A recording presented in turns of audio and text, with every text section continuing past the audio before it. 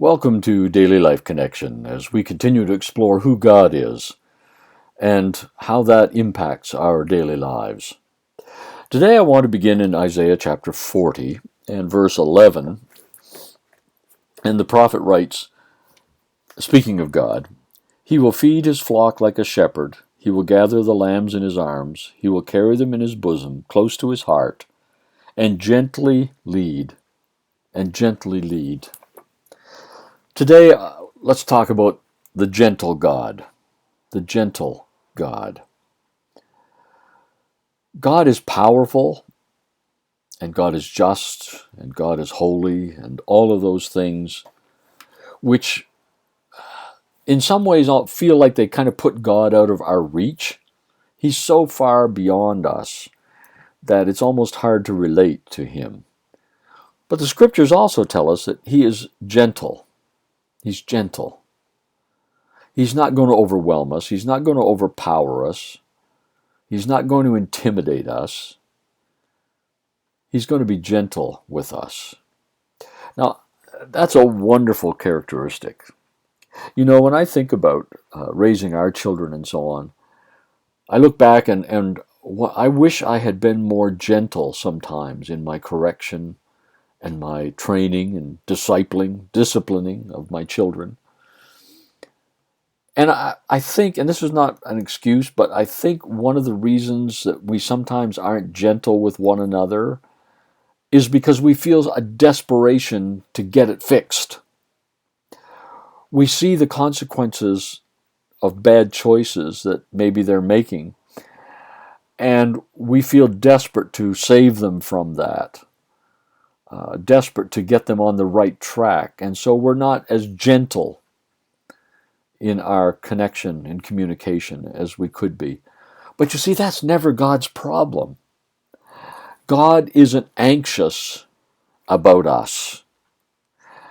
He knows that his Spirit is at work in us and will carry it on to the day of completion. Philippians chapter 1, verse 6. He has a quiet confidence about him that enables him to deal with us gently, compassionately, caringly, like a shepherd holding a little lost lamb or a wounded lamb or a lamb that just keeps running off and the only thing he can do is hold it, but he does it gently. That's our God, a gentle God. It means that when we come to him, we don't have to fear. When we come to him, we don't have to feel consternation and worry. We don't have to be anxious about being in his presence. No matter what our circumstances, he's going to be gentle with us. Let's go back again to Luke chapter 15, which is an amazing revelation of who God is, the Father. How does this Father deal with this lost, broken, wounded, hurting son? Gently. And even the older brother who is so obnoxious, how does the Father deal with him? He deals with him gently. It says he went out and pled with his son. He went out and entreated. What a wonderful word that is. He entreated this son to come in. Even when this son is so obnoxious, he says, "My son, you're always with me." You see, there's that gentleness of the Father. In the face of anger, in the face of pushback, in the face of obnoxiousness, he's still gentle.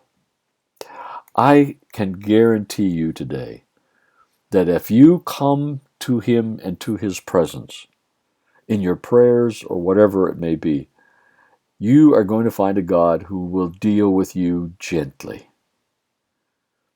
In some ways, we're saying God is a gentleman. God is a gentleman. It's a high compliment to pay somebody, isn't that a gentleman or a gentlewoman? Quality, steadfastness, compassion, God is a gentle God. God bless you as you think about this. We'll talk again tomorrow.